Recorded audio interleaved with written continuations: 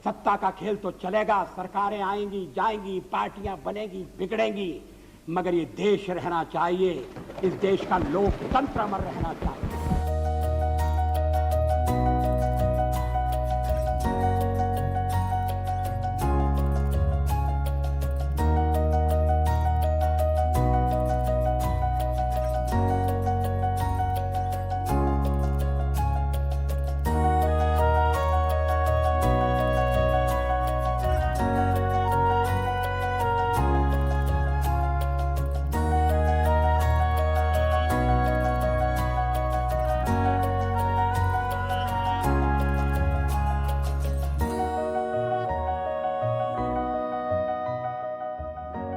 मैंने 40 साल आलोचना की है।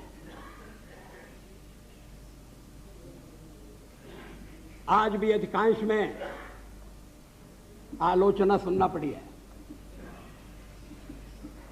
मराठी में एक कहावत है, निंदका से घर असावे शेजारी।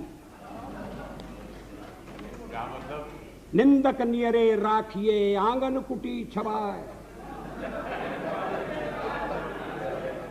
निंदा करने वाले को पास में रखना चाहिए, चापलूस नहीं तो बिगाड़ देंगे। अगर निंदक रहेगा तो बिना साबुन और पानी के सफाई करता रहेगा।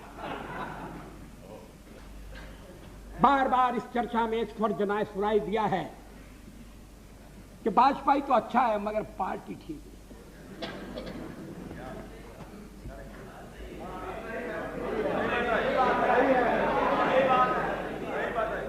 अच्छा, तो अच्छे वाजपेयी का आप क्या करने का इरादा रखते हैं?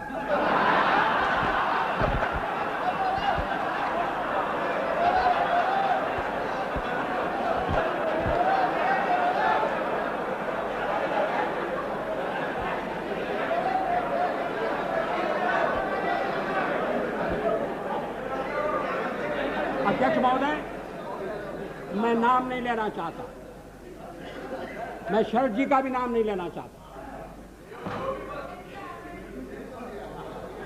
लेकिन पार्टी तोड़कर सत्ता के लिए नया गठबंधन करके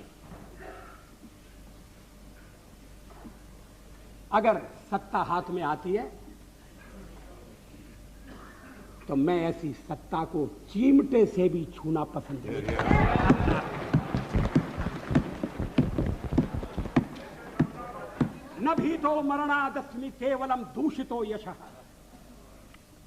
भगवान राम ने कहा था, मैं मृत्यु से नहीं डरता, अगर डरता हूं तो बदनामी से डरता हूं, लोकापवाद से डरता हूं। हम भी अपने ढंग से देश की सेवा कर रहे हैं, और अगर हम देशभक्त न होते और अगर हम निस्वार्थ भाव से राजनीति में अपना स्थान बनाने का प्रयास न करते, और हमारे इन प्रयासों के पीछे 40 साल की साधना है। ये कोई आकस्मिक जनादेश नहीं है, कोई चमत्कार नहीं हुआ है। हमने मेहनत की, हम लोगों में गए, हमने संघर्ष किया है। पार्टी 365 दिन चलने वाली पार्टी है। ये कोई चुनाव में कुकुर मुत्ते की तरह से खड़ी होने वाली पार्टी नहीं है। देश में ध्रुवीकरण नहीं होना चाहिए, न सांप्रदायिक आधार पर, न जाति आधार पर, न राजनीति ऐसे दो खेमों में बंटनी चाहिए कि जिनमें संवाद न हो, जिनमें चर्चा न हो। देश आज संकटों से घिरा है, और ये संकट हमने पैदा नहीं किए। जब जब कभी आवश्यकता पड़ी संकटों के निराकरण में, हमने उस समय की सरकार की मदद की है। उस समय के प्रधानमंत्री नरसिंह राव जी ने भारत का पक्ष रखने के लिए मुझे विरोधी दल के नेता के नाते जेनेवा भेजा था, और पाकिस्तानी उसे देखकर चमत्कृत रह गए। उन्होंने कहा कि ये कहां से आए हैं, क्योंकि उनके यहां विरोधी दल का नेता ऐसे राष्ट्रीय कार्य में भी सहयोग देने के लिए तैयार नहीं होता। वो हर जगह अपने सरकार को गिराने के काम में लगा रहता है। ये हमारी परंपरा नहीं है, ये हमारी प्रकृति नहीं है, और मैं चाहता हूं ये परंपरा बनी रहे, ये प्रकृति बनी रहे। सत्ता का खेल तो चलेगा, सरकारें आएंगी जाएंगी, पार्टियां बनेगी बिगड़ेंगी, मगर ये देश रहना चाहिए, इस देश का लोकतंत्र अमर रहना चाहिए। हमारी शुभकामनाएं आपके साथ हैं। हम अपने देश की सेवा के कार्य में जुटे रहेंगे। हम संख्या बल के सामने सर झुकाते हैं और आपको विश्वास दिलाते हैं कि जो कार्य हमने अपने हाथ में लिया है वो जब तक राष्ट्रीय उद्देश्य पूरा नहीं कर लेंगे तब तक विश्राम से नहीं बैठेंगे, तब तक आराम से नहीं बैठेंगे। अध्यक्ष महोदय, मैं अपना त्यागपत्र राष्ट्रपति महोदय को देने जा रहा हूं।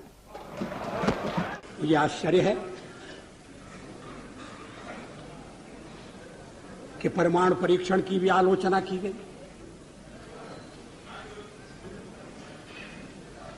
पूछा गया देश के सामने कौन सा खतरा था। मैं 1974 में सदन में था जब श्रीमती इंदिरा गांधी के नेतृत्व में परमाणु परीक्षण किया गया था। हमने उसका स्वागत किया था, प्रतिपक्ष में थे फिर भी स्वागत किया था, क्योंकि देश की रक्षा के लिए वो किया गया था।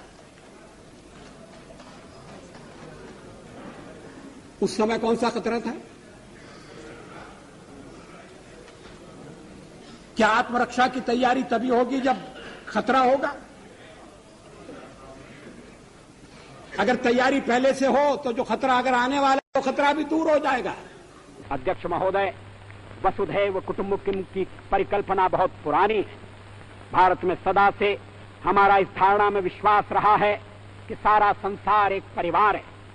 अनेकानेक प्रयत्नों और कष्टों के बाद संयुक्त राष्ट्र के रूप में इस स्वप्न के अब साकार होने की संभावना है। यहां मैं राष्ट्रों की सत्ता और महत्ता के बारे में नहीं सोच रहा हूं।